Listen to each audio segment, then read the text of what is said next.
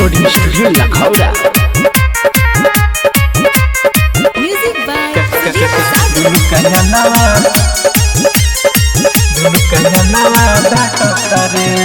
बोले कोयलिया जब मीठी बोल रे साखी रे, हाँ बोले कोयलिया जब मीठी बोल सैया के याद तारा पावता रे। कैसे नहीं हर में रही रे सखी दुनु कंगनवा डांटता रे। कैसे नहीं हर में रही रे सखी दुनु कंगनवा डांटता रे। दुनु कंगनवा दुनु कंगनवा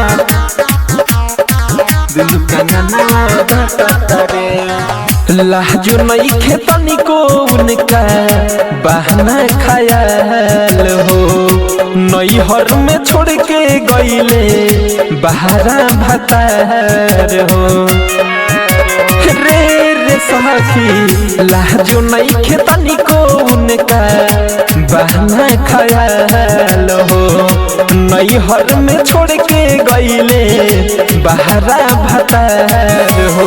फेरीले रोज करवटी रे सखी कैला फोन मोरा काटता रे। कैसे नहीं हर में रही रे सखी दुनु कंगनवा डांटता रे। कैसे नहीं हर में रही रे सखी दुनु कंगनवा डांटता रे। डांटता रे दुनु कंगनवा दुनु कंगनवा दुनु कंगनवा डांटता रे। रहनी न दान न जननी पियावा के खेला, प्रेमी इंदौल तनिको दुख न बुझेला। रहनी न दान न जननी पियावा के खेला, मीठू बसंत बीटू दुख न बुझेला। रहेले रवि के संगवार साखी सुनी कर जा मोर फाटता रे। कैसे नहीं हर में रही रे सखी दुनु कंगनवा डांटता रे।